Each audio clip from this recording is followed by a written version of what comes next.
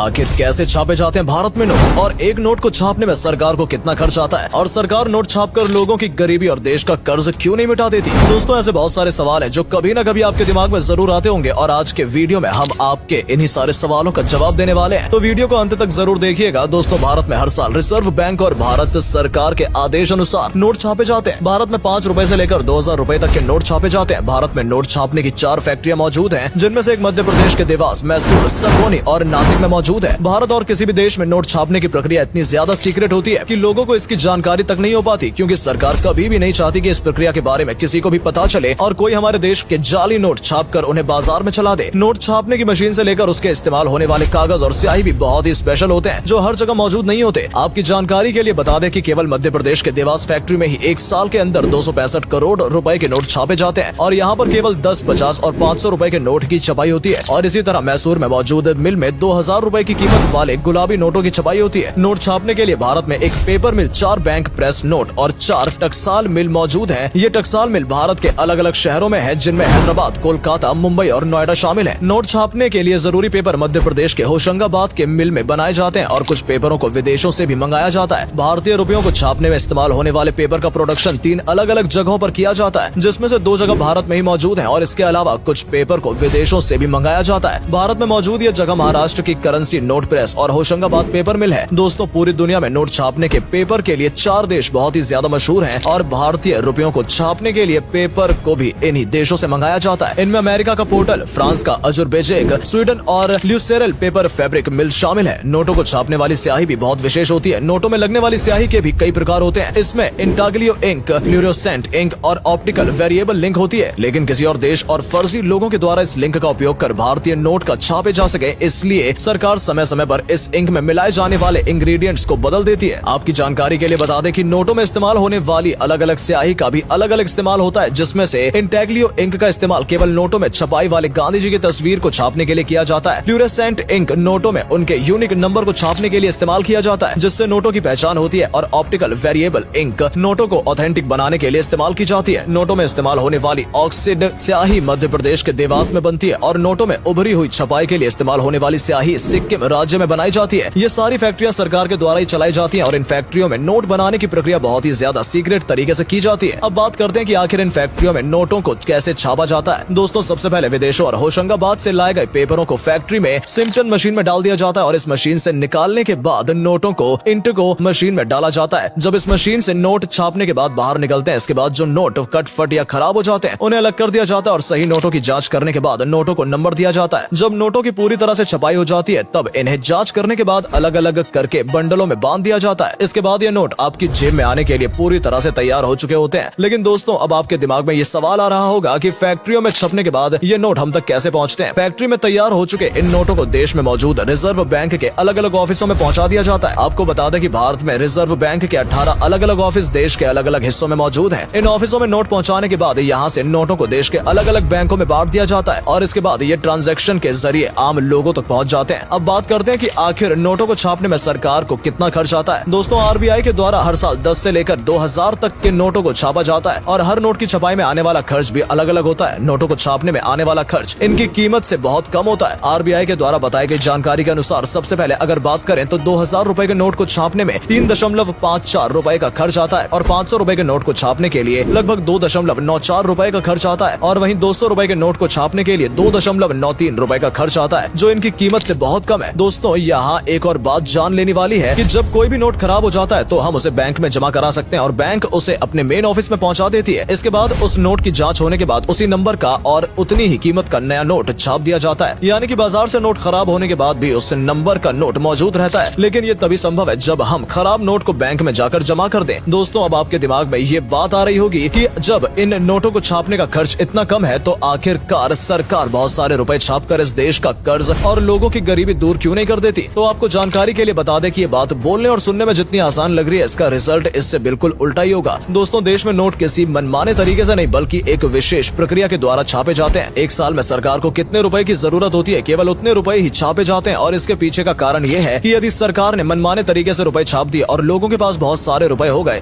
तो बाजार में बिकने वाली हर चीज के दाम कई गुना बढ़ जाएंगे, क्योंकि लोगों के खरीदने की क्षमता बहुत ही ज्यादा बढ़ जाएगी, और बाजार में चीजें उतनी ही मात्रा में उपलब्ध होंगी जितनी मात्रा में पहले मौजूद थी, और वही गरीबी दूर होने की बजाय और भी ज्यादा बढ़ जाएगी, क्योंकि रुपए की कीमत गिरने के कारण महंगाई आसमान तक पहुंच जाएगी। दोस्तों, ये थी हमारे देश में नोट छपने से लेकर बाजार में पहुंचने तक की पूरी प्रक्रिया। वीडियो पसंद आया हो तो इसे लाइक करके अपने दोस्तों के साथ शेयर जरूर कीजिएगा। अपना कीमती समय देने के लिए धन्यवाद। जल्द मुलाकात होगी आपसे एक नई वीडियो में।